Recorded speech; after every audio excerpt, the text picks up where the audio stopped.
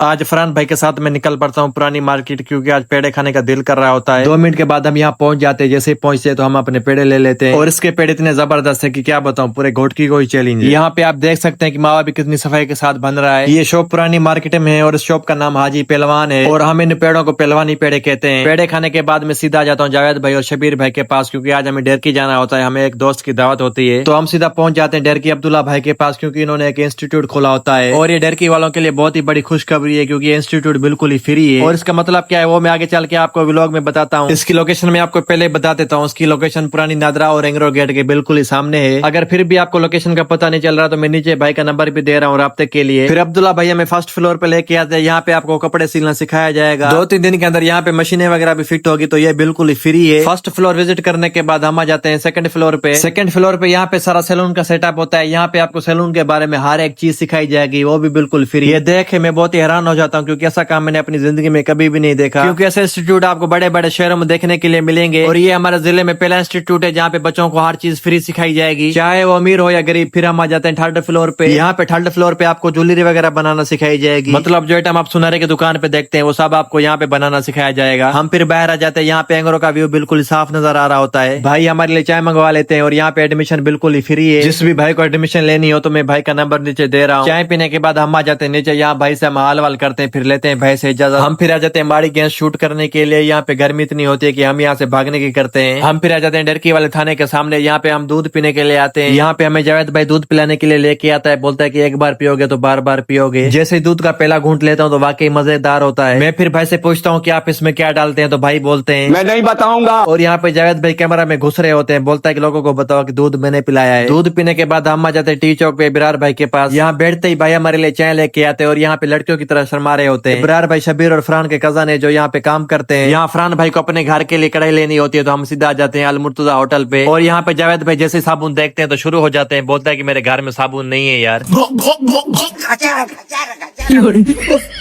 यहाँ पे हम नवीद भाई के पास आ जाते हैं, जो बोल रहे होते हैं कि मुझसे लाजमी मिलके जाना। अमीर आदमी देखा नहीं कि भिखारी की तरह भीख मांगना शुरू।